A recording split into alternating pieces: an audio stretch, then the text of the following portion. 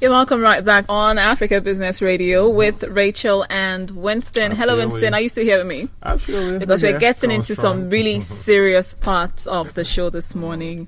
And that's our guest segment. And today's quite special because we're talking about something that's not so common in Nigeria. We're talking about golf.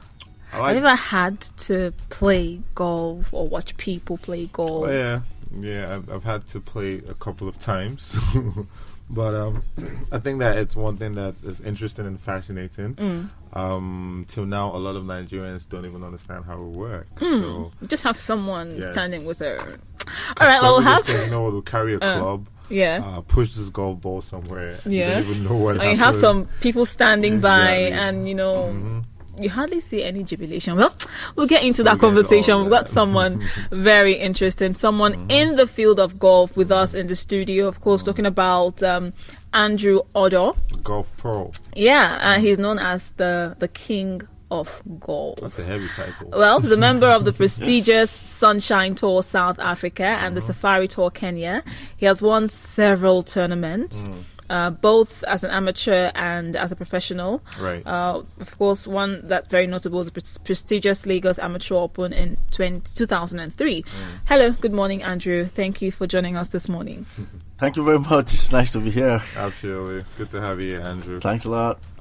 So let's just start with, tearing down some misconceptions.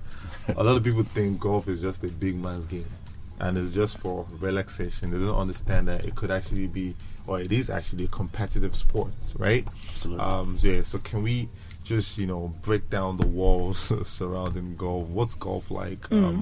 What is it? How much of a competitive sport is it? How important is it, as a sport in Nigeria? Let's start with Nigeria before we get into the African landscape. And also, how does golf work? Because, like I said, some people just think you hold a club and just roll the ball anyhow, and that's it. You've done it. They don't know about the markers. They don't know about literally having this conversation. Exactly. So how does golf work? And then what's golf like as a competitive sport? I must say first that golf is a very competitive sport. Right. I'm just going to use tennis as an example. Okay. It's mainly an individual sport, golf. So when you compete out there, you're competing mainly against the course. Obviously, you've got a lot of people you're competing against. I'm talking from a professional perspective. Okay. So say for example, you have a full field event of like 156 players competing just to win a tournament. And you have to compete against the course, and the guy with the lowest score obviously wins. Not like in some other sport where it's the highest score, right? So it's about playing to reduce numbers, not adding numbers. Right. You see, so say for example, I'll use Ikoyi, we're in Lagos anyway. So I'm going to use Ikoyi or Lakowe Lakes, I should say. Okay. I'll use Lakowe Lakes as an example. Lakowe Lakes is a 72 holes course par. I mean, it's a 72 course par, 18 holes golf course. It's a championship golf course, and a guy who plays the lesser score, say you played like 68, for example, is in golf terms is going to be called 4 under par or minus 4, right? So you're better than the guy who have shot 72, because the guy who has shot 72 have actually shot level par. Right. So looking at it from that angle, I just need to give you a little bit of light as to how the competition works with golf. So with that. If the lower the number, the better the player, right? So, and that's how golf scoring is counted, Okay. So, but I mean, obviously, on the looking at it from the Nigerian perspective, we're not obviously as big as the Sunshine Tour or the European PGA or the PGA Tour and all of that, so that is really huge, so but we're going in the right direction at the moment, but though on a very slow step, but we definitely head in the right direction. So golf is beginning to pick its track, so one thing for sure is that a lot of people still have that notion that it's an elitistic sport. Yes. Of course, I will agree with them to a very large extent because of the level that we are in terms of growth in golf. So I will be expecting, and I've always said this anytime I have the opportunity to, that we need like the NGF. The NGF is the ruling body for golf in Nigeria. Right. So we need the NGF to start doing things like public ranges and probably public courses. I mean, they can liaise with the government because they are the ruling body for the game. We can liaise with the government and then build public ranges where it can give opportunity to younger generation, people with that don't have the financial backing to be able to just pick up the sport. It's just like unlike football, you see. So until we start doing that, it will be slightly difficult for people to access it. But at the moment, a lot of people are beginning to access the game. If you are aware, you can go to wherever golf course that you can have people to just give you club to start up, and from there you can begin to pick it up. Okay, so real quick, before we get into the state that it is, in Nigeria and Africa, whether it's still, a relaxation sport or whether it's actually super competitive right now in Nigeria. Let's talk about, because you said golf works in reverse. So the lower your points, that makes you a winner, right? Now, sometimes you see people hit the golf ball into a hole. Yeah. And then sometimes you see people use the club and hit it real hard, and it goes all the way down. What does that even mean? When do you know when to hit into a hole or even just fight the hole? Because sometimes you see that the ball just passes by the hole and people still clap. Hey, I'm like, why are you clapping? It didn't enter. Yeah. So, okay. So let's break down that too as well before we now get into the state of the sport in the country. It's a serious golf class, Winston. Yes, You'll have to pay for this. Okay, so I'm going to let me explain it this way. So how it works is, that's why we have 14 clubs in a golf bag, right? So, and golf is a very calculative sport, right? So you go out there, you have to factor in the wind, you have to factor in the slope, you have to factor in all of these little things can actually affect the stroke and the swing, the kind of swing you make. So say you are hitting the ball for 150 meters, for example. I will hit 150 meters. I will hit like a smooth 8 iron. Okay. So that's a bit technical, but I'm going to hit like a smooth 8 iron for 150 meters, right? So now, from that kind of distance, you won't be expecting me to hit the ball in the hole. So when you see people clap from that distance, they clap in because you have hit the ball reasonably close. Or you've actually put it in a space where you can give yourself a chance to make the next stroke or the next putt, as the case may be. So that's the reason why you see people actually go wild when they clap in the PGA Tour. You see them go really wide. It's because it's really not easy to hit those kind of shots from that distance. And then you find people making putts from within 10 feet, 15 feet. Those are not easy as well because sometimes you have to factor in the slope, and sometimes people see it on TV like, oh, this is just a flat ground, I can just hit it straight. Man, you hit that ball straight and you'll find it missing like about a meter right or a meter left, as the case may be. So all of these things are factored in, and that's the reason why you see when people make decent stroke and they get the ball in the hole, or even if it's just close, because of how difficult the putt is or the stroke is the reason why people obviously clap their hands. Okay, fantastic. I don't know if that's clear enough. Let's shed some light. Definitely shed some light. But before we get into Rachel's questions, you mentioned about how more people are starting to be able to access it, because you remember when we're doing the introduction, I said a lot of people just see it as a rich man's sport, and it's like pretty much relaxation for people. But you've also talked about how it could be really big, especially when there's more government support, when there are courses that people can access. So right now, what is the, and I want a very objective answer, what is the current state of the sport? Do you think that it is going to a point where it is competitive and Nigeria could actually maybe play at the Olympics level and compete favorably, or is it still a thing where certain elites just have their caucus and their clubs and then they just go and play for fun or just to relax? Because I know about the Ikoyi golf course. I know about the Babangida one in Abuja. That's where I'm based. Yeah. Fantastic. I know about that in Abuja. But how many people are really going there? How many? How many people have access? I know you have to be like a member. There's some membership thing. So if we do that, is there even a Nigerian golf team? Do we compete? So what's the state of the sport now in the country? Okay, I must say this very objectively, like you said. Yes, the game has got into a very competitive space. Okay. That's guaranteed. Okay. I can guarantee you that. Okay, great. Over the years, golf clubs have actually done some really decent job to help out with, obviously, should I say, I don't know the right word to use here, but like they've given honorary membership to a lot of people. Okay. You know, like I'm a benefactor of that as well. They've given a lot of honorary membership to a lot of younger generation, people who don't have the money to put in to get the equipment, to register as members and all of that. So golf clubs over the years have actually done that, and that is how we've produced our golf professionals. You know, so our golf professionals has come, most of us have actually run through that route. Right. So, and presently I can tell you we have close to 200 golf professionals in Nigeria. No way. Absolutely. Oh, that's amazing. Absolutely. We've got close to 200 golf professionals, and there are quite a number of our professionals who can really play. I can tell you that for free. We can really compete. I mean, I've played on the Sunshine Tour for quite a lot of times, and we've got a lot of younger talents that has actually come through and who are still coming through.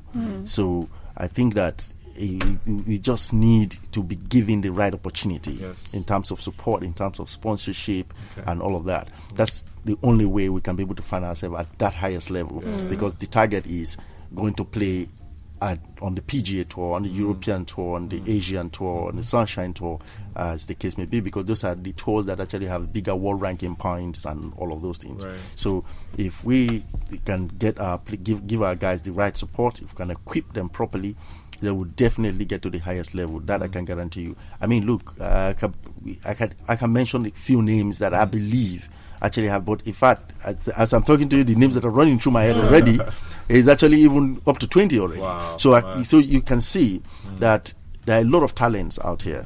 We just need to be given a chance, and the only way to be given a chance is if you give us the support and so that we can access the platform that these guys have. Yes. I can guarantee you that we're going to break into the bigger stage. You know, I was very fortunate to be one of those who actually had my professional training in South Africa. Okay. You know, so I was really very fortunate because I had someone, Chief, is of blessed memory now, Chief, he sponsored me after my amateur days to go and do my professional training in South Africa, and there I broke into the Sunshine Tour on the same year, and from there on there has been no looking back. But the only challenge obviously is that on most cases I'll have to do my thing myself. I have to find my way around it, and I have to find my way to go back to South Africa, and at the point I had to take a temporary resident permit in South Africa, and I had to stay there, play golf and all of that. So it's really tough when you don't have the sponsor. Right. You know. So you have to be in the countries where it's actually booming or it's recognized, you know, it's appreciated, or where they have the support. Absolutely. So you know, and if you have the support from home, it's even better because you're not just going there because you're going there to raise the flag of your country as well. You see, and also you're giving your sponsors big mileage. So if you get sponsors from here, for example, you're giving them actually big mileage and all of that. You know, so it's important that we start supporting the game and obviously give the younger generation the chance so that we can at least excel like in other sports like football. Yeah. You know, I mean, look at football. The major goal for any young footballer today is Premier League, Bundesliga, and La Liga, and, you know. So, I mean, if we can give people a chance, we're definitely breaking. That's for sure. All right, let me take you down memory lane. Good. Let me take you back to the Peugeot Challenge World Tour Paris. Yeah, you were the second runner-up, and you ended the year as the number 1 ranked amateur in the country. That's correct. So it means you've had to operate outside of the African space. And sometimes people go outside like this and they see better conditions, you know, and then they have to come back. It's almost like a struggle.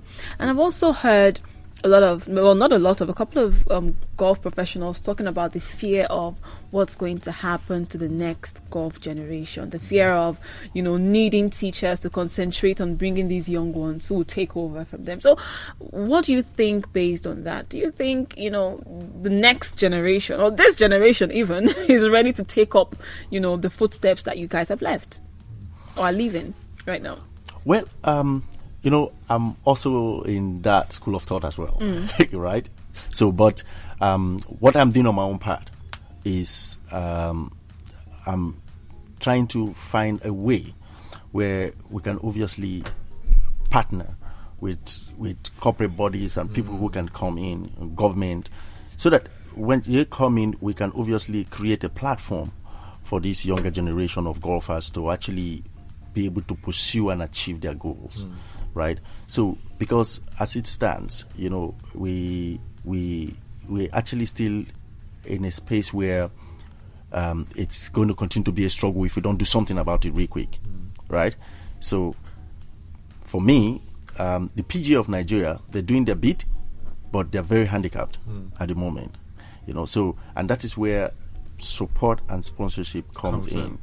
You see, so what we are trying to do on my own part is to stay there, try and mentor the younger generation of golfers that will be coming, create a platform in the long run. My major goal actually in the long run is to create a platform like a foundation and an academy, a golf academy, where these guys can have access to a lot of things for free, so that they can be able to perform at the maximum level. Very important, because I think that's one of the major challenges. Access is key.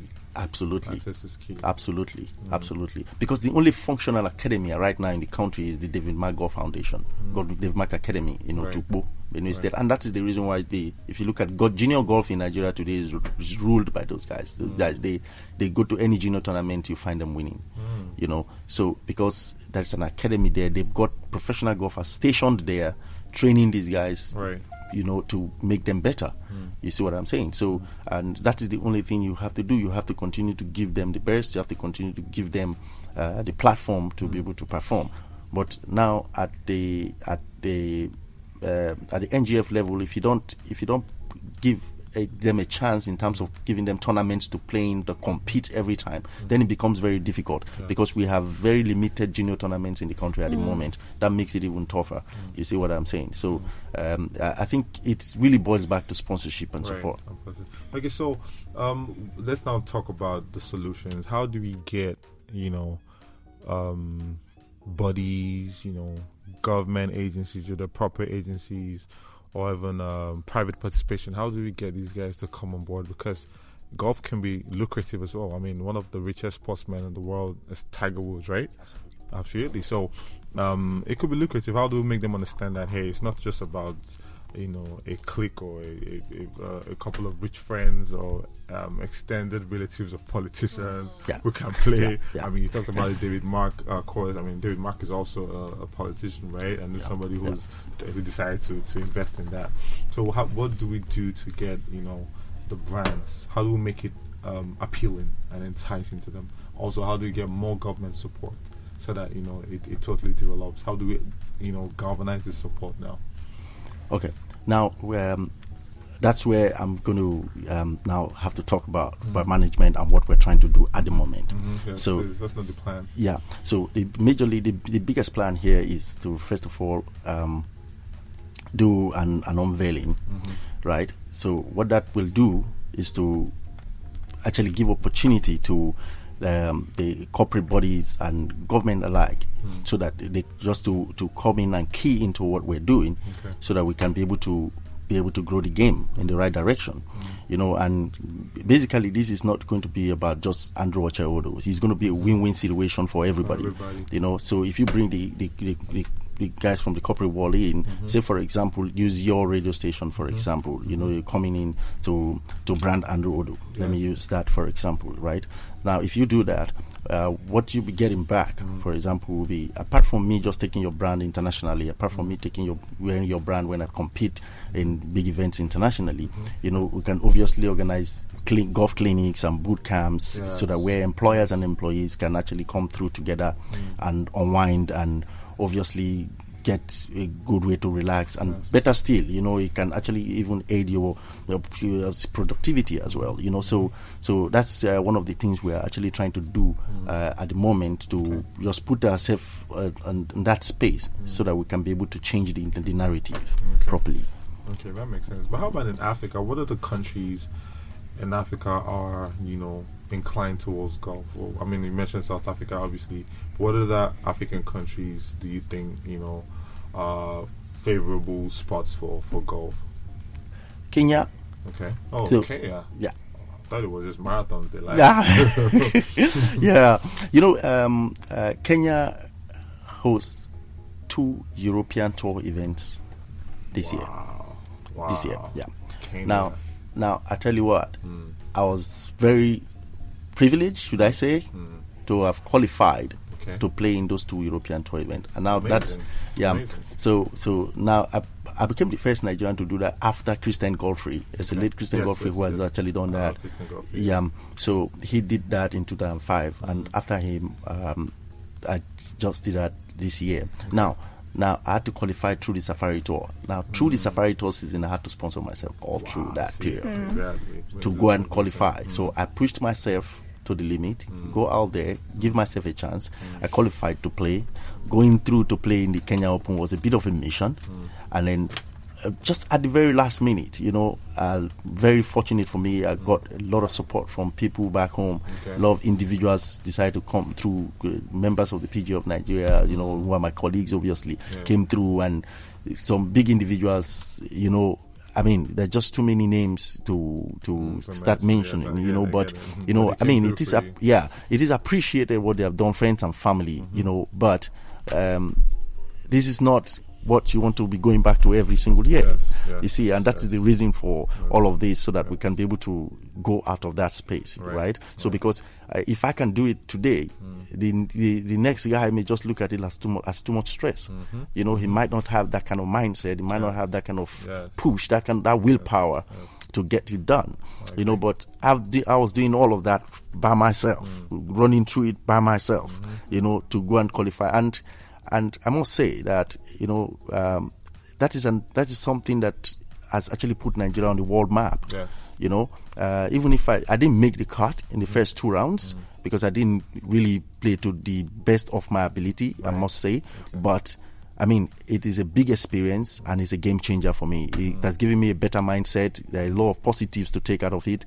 So it has put me on the space. It has put me on the space where I know that I can handle it a lot better if I have the opportunity again. And that's the reason why I've decided to want to try the Asian and European Q School this year. Great. So just to give myself a full playing right on the European Tour or the Asian Tour, and that way you can be able to assess the the biggest world stage. Nice. The Asian Tour is really big. If you, we wish you all the best on that one. I can't even lie. If you Thanks get a lot. that would be amazing.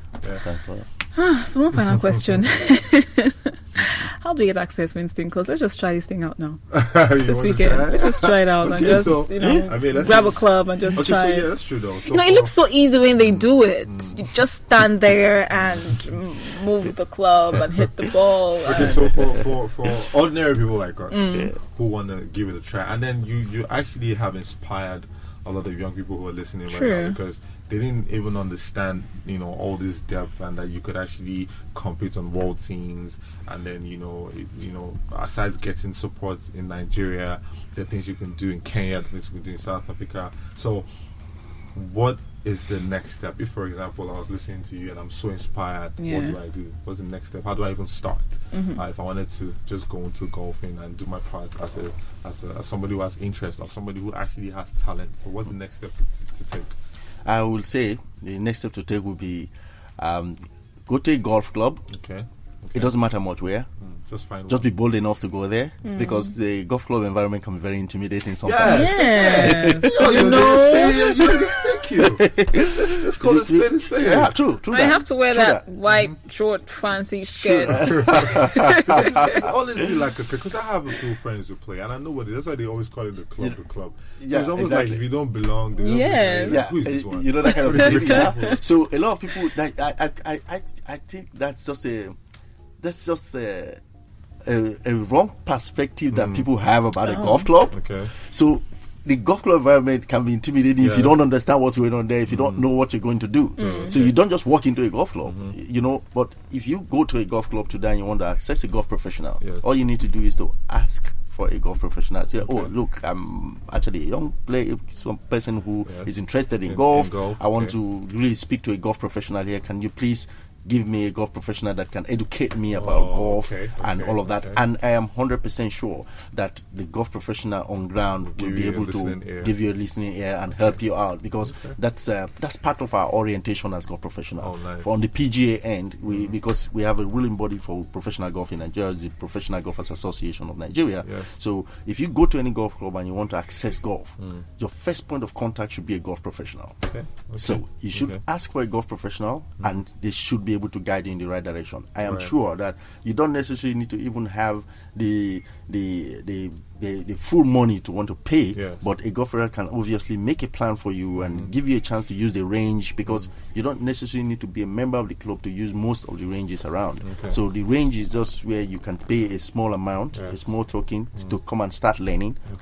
And then when you get better and better and you feel you want to join the club, the membership of the club, that's when you now obviously put yourself in and register with whatever amount that golf club has. There are a lot of golf clubs, apart from Lagos, Abuja, Port Harcourt. There are a lot of golf clubs in other part of the country that obviously almost free access. Almost free access. They are more like public golf courses. You know.